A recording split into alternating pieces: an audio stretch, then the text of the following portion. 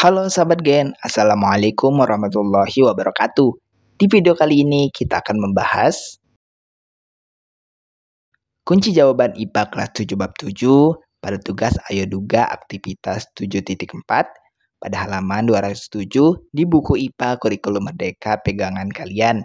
Jadi ayo kita bahas bersama mengenai soal dan perintah yang ada di tugas kali ini Gen. Tapi sebelum lanjut jangan lupa untuk subscribe ya Gen, agar Gen Sukses Media lebih semangat lagi nemenin kalian nugasnya. Jika sudah, kita lanjut.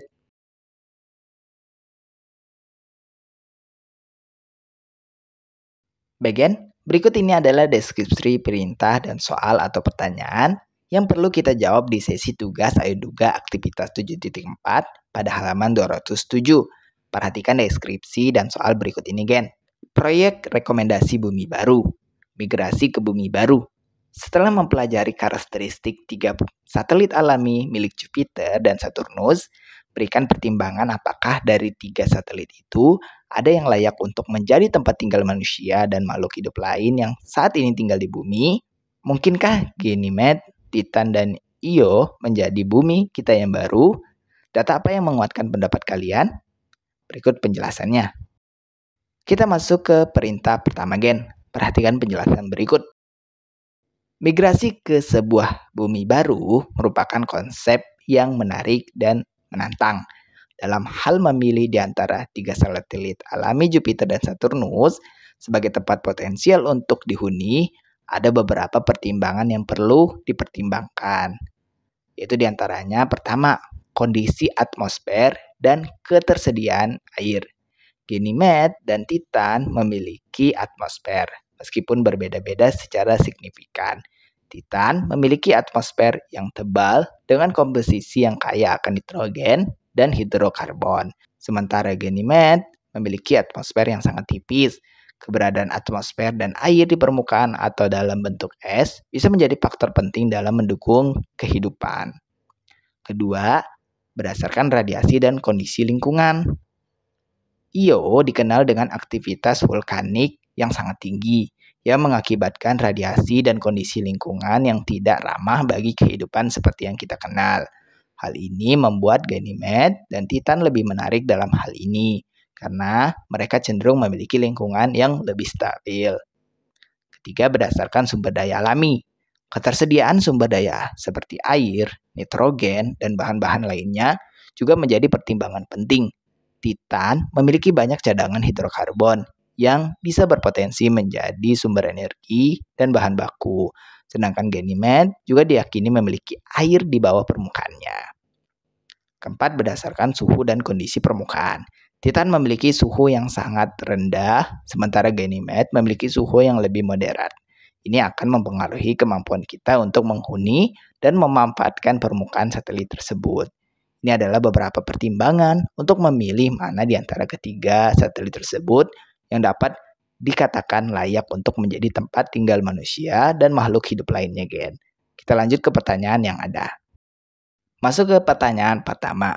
Mungkinkah Ganymede, Titan, dan Io menjadi bumi kita yang baru? Berikut penjelasannya. Secara realistis, saat ini tidak ada bukti yang mendukung kemungkinan Ganymede, Titan, dan Io menjadi bumi baru dalam waktu dekat. Meskipun ketiga satelit tersebut memiliki karakteristik unik yang menarik, ada banyak tantangan yang harus diatasi sebelum mereka bisa dihuni oleh manusia. Yaitu pertama, kondisi lingkungan yang ekstrim. Ketiga satelit tersebut memiliki kondisi lingkungan yang sangat berbeda dari bumi. Io memiliki aktivitas vulkanik yang ekstrim, sementara Titan memiliki suhu ekstrim yang sangat rendah dan atmosfer yang tidak ramah, dan Ganymede memiliki atmosfer yang sangat tipis dan kondisi permukaan yang keras. Kedua, berdasarkan radiasi dan perlindungan dari radiasi.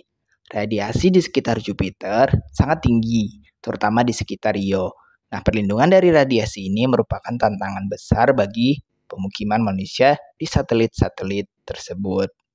Kemudian berdasarkan sumber daya yang terbatas, meskipun ada beberapa sumber daya alami seperti air di bawah permukaan Ganymede dan cadangan hidrokarbon di Titan, mengakses dan memanfaatkannya dengan efisien akan menjadi tantangan teknis dan ekonomi yang besar. Kemudian berdasarkan teknologi yang diperlukan. Membuat satelit-satelit tersebut menjadi tempat tinggal manusia akan memerlukan kemajuan teknologi yang signifikan dalam berbagai bidang, termasuk transportasi antariksa, teknik hidup berkelanjutan di lingkungan yang ekstrim, dan perlindungan terhadap radiasi. Ini alasan mengapa ketiga satelit tersebut tidak mungkin untuk dijadikan pengganti bumi pada proyek bumi baru untuk dalam waktu dekat ini. Kita lanjut ke pertanyaan kedua sekaligus pertanyaan terakhir sebagai penutup penjelasan di sesi tugas kali ini, Gen. Data apa yang menguatkan pendapat kalian? Berikut adalah jawabannya. Ketiga satelit tersebut masih dikatakan tidak layak huni karena saat ini tidak ada bukti yang real atau konkret yang menyatakan bahwa ketiga satelit tersebut secara langsung layak huni seperti halnya di bumi. Secara realistis, berdasarkan data yang ada, saat ini sangat tidak mungkin untuk mencapai dan menghuni satelit-satelit tersebut seperti yang telah disebutkan ketiga satelit tadi dengan teknologi yang tersedia. Nah, batas penerbangan teknologi antariksa saat ini terutama terkait dengan jarak, sumber daya yang tersedia, dan teknologi pendukung kehidupan. Saat ini, misi antariksa manusia terjauh adalah misi Apollo ke bulan, sementara misi tak berawak telah mencapai planet-planet di tata surya seperti Mars dan Jupiter. Meskipun ada upaya untuk pengembangan teknologi yang lebih canggih untuk menjelajahi tata surya, batasan fisik dan teknologi tetap menjadi faktor pembatas dalam jangkauan penerbangan manusia di luar bumi. Nah, pandangan tentang kemungkinan kehidupan di tempat lain di tata surya sangat bersifat hipotesis atau dugaan dan belum didukung oleh bukti yang jelas.